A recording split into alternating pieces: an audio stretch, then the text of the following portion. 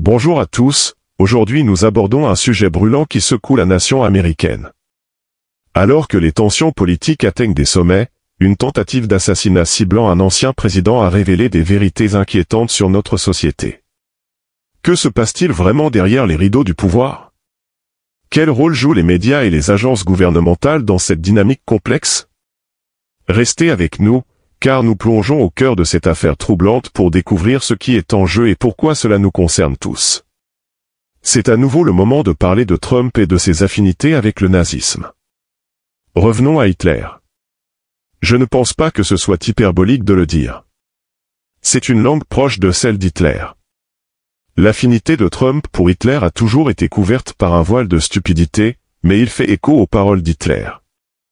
Écoutez ceci, eh bien, Hitler a été dûment élu. Reprenant la rhétorique haineuse d'Adolf Hitler, cela fait écho à Hitler.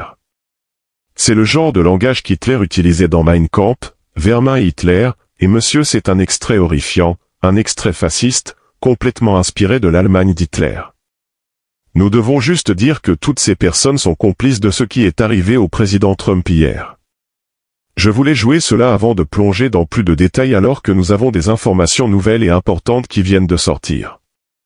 Ce n'est pas une masse d'informations, l'enquête du FBI va garder beaucoup de choses secrètes, et le secret service ne parle à personne. Vous pouvez comprendre cela d'un point de vue d'une agence de sécurité, mais compte tenu des échecs massifs du secret service qui ressemblent beaucoup à des lacunes intentionnelles, il est compréhensible qu'il ne parle à personne. Cela devra être investigué, et franchement, cela devra être investigué par quelqu'un d'autre que le FBI parce que je ne pense pas que quelqu'un dans ce pays, à part peut-être 30% du Parti démocrate, ait confiance dans le FBI étant donné à quel point ils sont corrompus. Mais bienvenue à nouveau sur Lumière des Temps. Merci beaucoup de nous rejoindre. Aujourd'hui, ce sera une émission assez courte. Nous avons quelques nouvelles informations à partager avec vous, des choses très intéressantes, une photo que vous n'allez pas croire, un témoin oculaire qui était au rallye de Trump à Butler, en Pennsylvanie, il y a 4 ans, et qui a comparé avec ce rallye de Trump actuel. Ensuite, il y a d'autres choses que vous devez entendre, en particulier pour certains journalistes britanniques interviewant un Américain. Tout cela est très, très bon. Merci beaucoup de nous rejoindre. Nous avons un excellent spectacle pour vous aujourd'hui. S'il vous plaît, si vous le pouvez, je vais le demander tôt, aimez, abonnez-vous, partagez, faites-nous savoir comment nous nous débrouillons dans les commentaires, nous aimerions savoir ce que vous en pensez. Mais je veux commencer par la déclaration de Trump. Trump a fait une déclaration sur Truth Social, je veux vous la montrer et la lire parce que je pense qu'elle est extrêmement révélatrice. C'est fantastique de voir notre président si réactif. Trump a publié une déclaration qui n'était pas celle qu'il a faite depuis l'hôpital hier, mais plus tard, je crois que c'était ce matin ou peut-être tard la nuit dernière. Merci à tous pour vos pensées et prières hier car c'était Dieu seul qui a empêché l'impensable de se produire, et c'est tellement vrai. Je veux m'arrêter là une seconde parce que c'était la providence et la miséricorde de Dieu seul.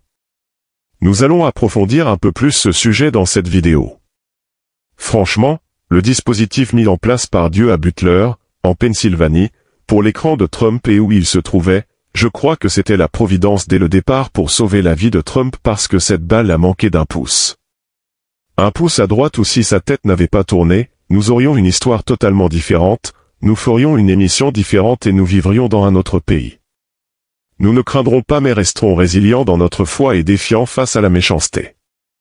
Notre amour va aux autres victimes et à leurs familles, nous prions pour la récupération de ceux qui sont blessés et gardons dans nos cœurs la mémoire du citoyen qui a été si horriblement tué. En ce moment, il est plus important que jamais de rester unis et de montrer notre véritable caractère en tant qu'Américains, restant forts et déterminés et ne permettant pas au mal de triompher. J'aime vraiment notre pays et vous aime tous, et j'ai hâte de parler à notre grande nation cette semaine depuis le Wisconsin. Donc une brève mise à jour, le RNC se déroule comme prévu, pas de changement ni de retard. J'imagine qu'il y aura environ 3 fois plus de sécurité qu'ils étaient censés avoir et si ce n'est pas le secret service, j'espère que Trump paie pour sa propre sécurité privée parce qu'à ce stade, je ne suis pas sûr que le secret service à des niveaux supérieurs puisse être digne de confiance. C'était juste une lacune ridicule, mais il a absolument raison, nous devons montrer notre véritable caractère en tant qu'Américains. Cela signifie pour nous, l'armée courageuse, notre famille, pour tout le mouvement conservateur, pour tout le mouvement MAGA, que nous devons nous éloigner de toute pensée de violence, de rétribution ou de représailles. Ça ne peut même pas être dans notre esprit. Comme la Bible le dit, à moi la vengeance dit le Seigneur, je rendrai justice. Ce n'est pas à nous de rendre justice, c'est à nous de chercher la justice de manière pieuse et de nous assurer que nous tenons nos représentants et nos sénateurs responsables de tenir le FBI responsable. Le Congrès républicain doit mener sa propre enquête indépendante, prendre le rôle de procureur spécial si nécessaire et s'assurer que cela ne soit pas étouffé, que la vérité sorte vraiment. Et avec cela, passons à une vidéo d'un témoin oculaire qui était aux 2 rallyes de Trump. Il était au rallye de Trump il y a 4 ans et à celui d'hier. Vérifions cela. Il est de cette communauté, de Butler. Robert, viens ici et parle-nous, s'il te plaît. Tu peux t'approcher un peu plus. Tu nous as arrêtés ici, nous faisons notre émission et tu nous as arrêtés, tu voulais me parler et tu voulais me dire quelque chose.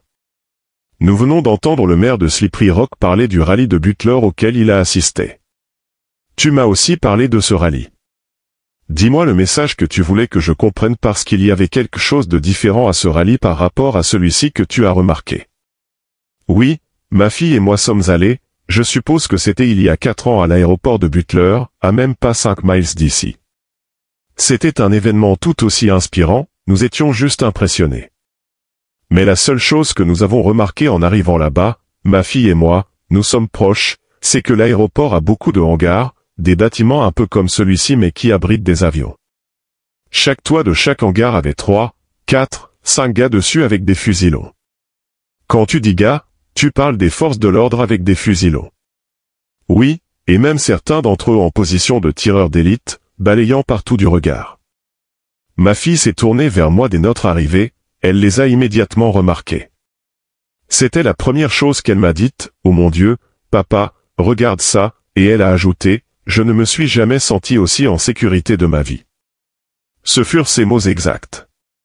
Cela remonte à 4 ans lors du rassemblement près de l'aéroport. Ma fille, qui est enceinte de 8 mois, et moi-même avons assisté à cet événement inspirant. Chaque toit avait une équipe de tireurs d'élite du Secret Service.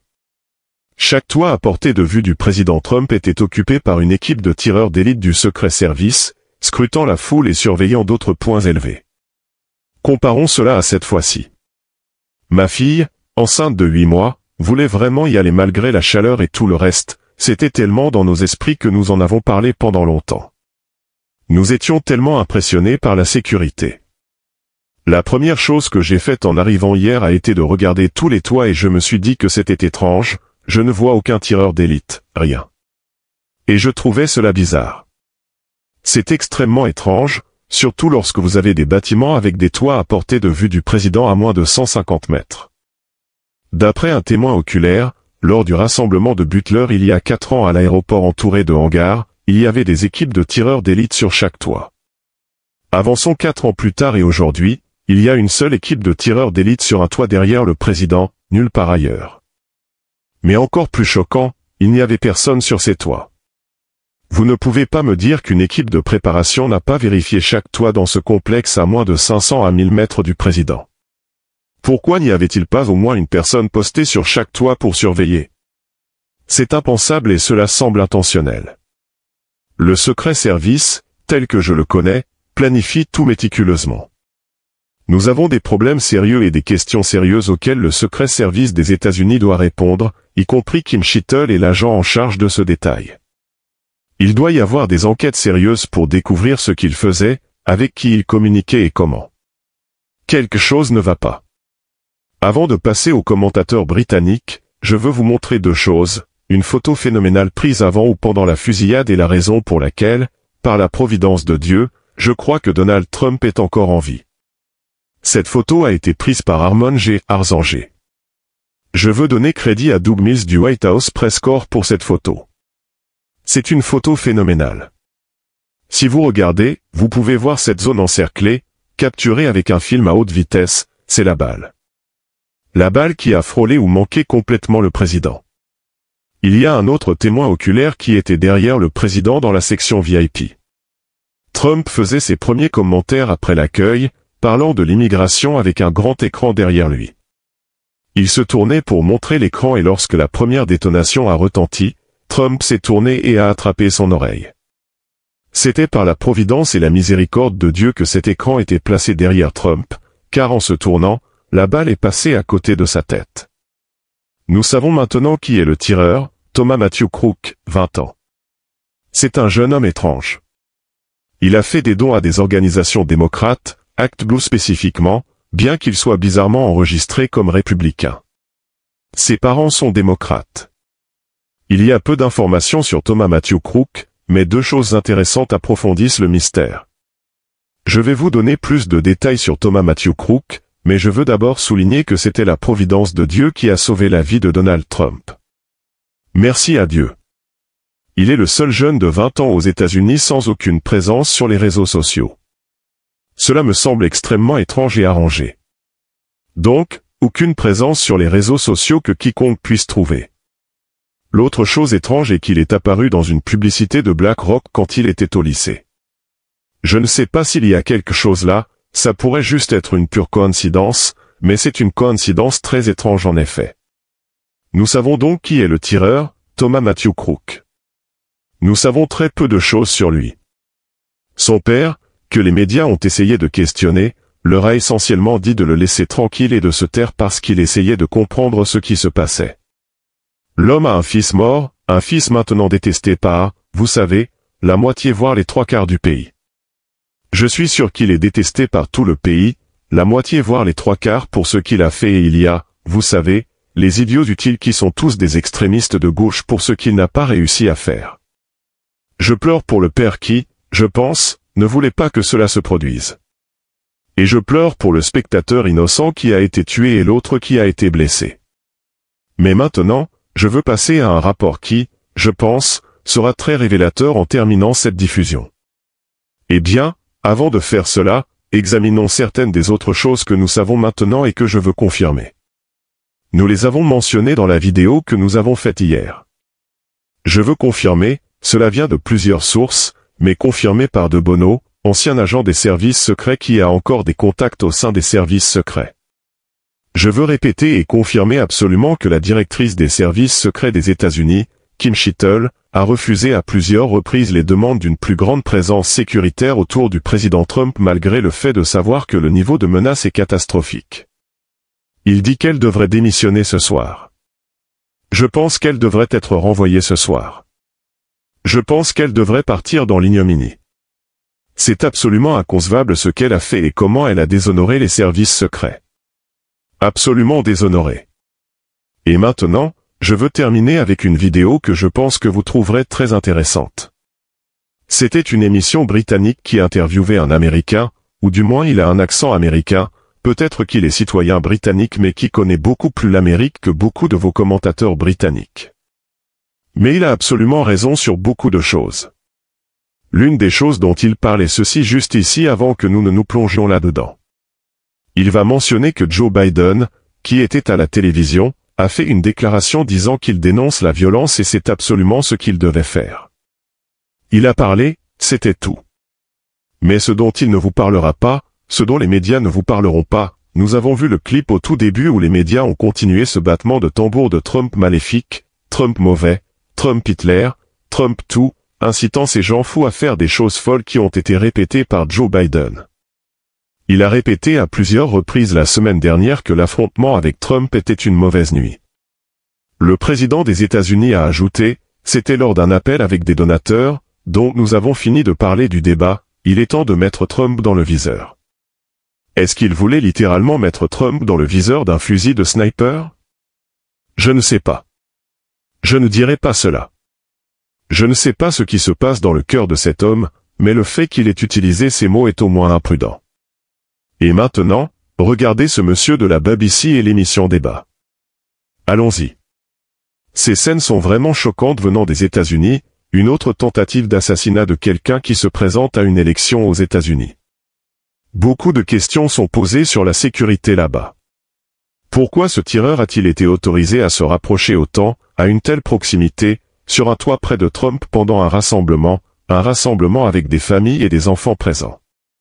Mais aussi la question plus large du contrôle des armes à feu aux États-Unis, l'état mental d'un jeune de 20 ans, un assassin qui a tenté de tuer le président Trump. Beaucoup de questions à poser. Mais en même temps, Trump utilise cela avec ce geste de poing défiant pour dire qu'il est toujours vivant et en bonne santé. Il continue de se présenter à la présidence. Nous avons entendu des déclarations sur la convention qui se tiendra dans les prochains jours et les tensions sont très élevées en effet aux États-Unis ces jours-ci. Oui, et j'ai bien peur que nous venions de recevoir, par exemple, une image plutôt déformée de la part de votre dernier invité, Monsieur Walker. Cela m'étonne de voir comment certains journalistes britanniques peuvent passer du temps aux États-Unis et comprendre si peu l'Amérique, les Américains et la politique américaine. Je veux dire, il n'a pas mentionné que ce sont les paroles de Trump qui ont causé le 6 janvier comme s'il n'y avait aucun doute là-dessus. Et il nous a dit que c'était un crackpot et non une conspiration. Je ne sais pas comment il pense savoir cela, mais c'était tellement biaisé que cela devient ridicule. Et les médias ont été à l'origine de cette propagande. Depuis 4 ans, ils vous disent que les paroles de Trump ont incité la violence du 6 janvier. Si c'est le cas, alors leurs paroles et celles de Joe Biden ont incité la tentative d'assassinat sur le président Trump hier. Les médias appellent constamment Trump Hitler, maléfique, mauvais, qu'il doit partir, qu'il va détruire la démocratie, qu'il est un ennemi du pays. Puis Joe Biden a dit dans son discours ridicule à l'extérieur de Philadelphie il y a 2 ans que la plus grande menace extrémiste aux États-Unis était Donald Trump et les républicains MAGA. Et puis, il y a une semaine, il a dit, nous ne parlons plus du débat, il est temps de mettre Donald Trump dans le viseur. Si Donald Trump, selon ces imbéciles, était responsable du 6 janvier, alors ils sont responsables de la tentative d'assassinat. Cela va dans les 2 sens ou pas du tout. Et bien sûr, il a complètement oublié de mentionner l'interview que Gary O'Donoghue, le correspondant de Washington de la BBC, a eu avec le jeune homme qui a dit « J'ai fait des gestes, j'ai dit à la police, j'ai dit aux services secrets que cet homme grimpait et ils m'ont ignoré. » Maintenant, comment un journaliste peut-il omettre un fait comme celui-là dans un rapport? C'est exactement ce qui ne va pas avec tant de choses. Eh bien, pour être juste envers lui, Roger, nous avons beaucoup de rapports de diverses personnes disant qu'elles ont vu quelqu'un sur un toit, qu'elles ont informé les services de sécurité à ce moment-là. Ce sont des rapports non corroborés, ce sont des rapports de ces personnes elles-mêmes non corroborés. Elles sont corroborées par d'autres personnes. Il y a au moins 5 ou 6 rapports différents de personnes disant qu'elles ont dit aux forces de l'ordre qu'il y avait un sniper rampant sur le toit. Oh mon Dieu, tout ce qu'il avait à dire, c'est que Gary O'Donoghue de la BBC a vu cela, en a été témoin et l'a dit dans son programme. Je pense que c'est un fait très important, David. Alors, que dites-vous ici, Roger? Ce que je dis, c'est que Trump dit, et les gens de Trump disent depuis longtemps, et la vue équilibrée serait que Biden a militarisé le département de la justice, qui inclut le FBI et la CIA et d'autres institutions. Je ne suis pas un théoricien du complot, mais je dis que cela ne devrait pas être écarté, cet homme qualifié de crackpot. Je veux dire, Lee Harvey Oswald. Il s'avère que ce n'est à peu près pas un mensonge, donc nous ne savons pas ce qui se passe, mais je ne sais pas comment quelqu'un assis ici peut avoir une opinion aussi ferme. Restons au fait cependant. Ce que nous savons, c'est qu'il avait 20 ans, Thomas Matthew Crook, il venait de Beth Park en Pennsylvanie, il a été abattu par les services secrets. Maintenant, ma véritable inquiétude ici est que nous voyons déjà des théories du complot circuler sur les réseaux sociaux disant que c'était l'œuvre des autorités, que les services secrets étaient impliqués, qu'ils essayaient d'éliminer Trump, qu'ils n'aiment pas Trump et ce qu'il représente pour l'élection présidentielle à venir. Maintenant, ce ne sont que des rumeurs, ce sont toutes des conspirations et elles doivent être mises au clair, n'est-ce pas? Elles ne doivent pas être mises au clair, elles doivent être considérées comme faisant partie de l'argument, car ce n'est pas une théorie du complot sortie de nulle part. C'est ce que Donald Trump dit depuis des années, c'est ce qu'il veut sauver l'Amérique de, c'est le marécage qu'il veut assécher. Regardez comment la Cour suprême s'est lassée de ses tentatives faibles de le poursuivre sur des choses ridicules comme des juges de la Cour de la circulation le jugeant lors de procès discutables sans preuve, comme il l'a prétendu. Ce n'est rien de nouveau. Je pense donc que nous devons être ouverts d'esprit au fait que le gouvernement américain élu aujourd'hui pourrait ne pas être complètement honnête et, comme l'a dit M. Walker, la politique américaine est très rude et agitée. Ce ne sont pas des théories du complot, elles doivent être considérées comme des arguments potentiellement valides en termes de ce qui s'est passé hier. Le DOJ a absolument été militarisé contre Donald Trump. Le FBI et la CIA ont également été militarisés contre Donald Trump.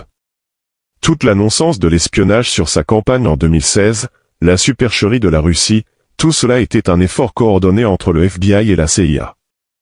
Et au cours des 4 dernières années, nous avons vu l'entrée du DOJ dans le mélange avec l'ensemble des poursuites juridiques contre le président Trump, soutenues et assistées par le FBI et la CIA. Et maintenant, il n'est pas inconcevable ou intenable de penser que les services secrets pourraient également avoir été cooptés dans cette non-sens, surtout en considérant le fait que où étaient les services secrets lors du raid sur Mar-a-Lago quand le FBI a été autorisé à utiliser la force létale. Le FBI a été autorisé à utiliser la force létale lorsqu'ils ont envisagé ce raid en sachant que le président Trump a une sécurité armée. Est-ce qu'il demandait un combat? Je ne sais pas, mais le fait que les services secrets aient fait très peu, qu'ils n'aient pas su ou qu'ils aient été volontairement aveugles ou autres, tout cela montre que les agences gouvernementales ont été militarisées contre le peuple américain et contre Donald Trump. Ce ne sont pas des théories du complot, elles doivent être considérées. Tout cela doit être investigué par une partie indépendante. Je ne fais pas confiance au FBI pour mener cette enquête. Le FBI a été politisé et ne peut pas être digne de confiance. Le Congrès républicain doit intervenir et s'assurer qu'il maintient au moins une surveillance constante 24 juillet et une vigilance de l'enquête du FBI ou lancer sa propre enquête ou exiger un procureur spécial complètement indépendant du gouvernement. Pour vraiment comprendre ce qui s'est passé ici, nous allons conclure là où nous avons commencé. Tout cela a été un cycle continu de propagande médiatique diabolisant Trump, avec la pleine complicité de l'administration Biden, combinée à la militarisation des agences gouvernementales, ce qui a permis que cela se produise. Dieu merci, le président Trump est vivant et comme Donald Trump lui-même l'a dit, c'est Dieu seul qui l'a sauvé, la providence et la miséricorde de Dieu ont sauvé Donald Trump de cette balle, nous préservant d'un pays totalement différent plongé dans une potentielle guerre civile suite à l'assassinat de l'ancien président et candidat à la prochaine présidence, qui, de toute évidence, devance tous les autres opposants. En somme, cette tragédie souligne l'importance cruciale d'un dialogue ouvert et respectueux au sein de notre société. Alors que nous faisons face à des défis sans précédent, il est essentiel de se rassembler pour défendre nos valeurs démocratiques et protéger notre République. La sécurité de nos leaders et la santé de notre discours public doivent être notre priorité. N'oublions pas que chaque voix compte et que chacun de nous a un rôle à jouer dans cette lutte. Merci de votre attention, abonnez-vous pour plus de contenu, et partageons ensemble un avenir pacifique et juste.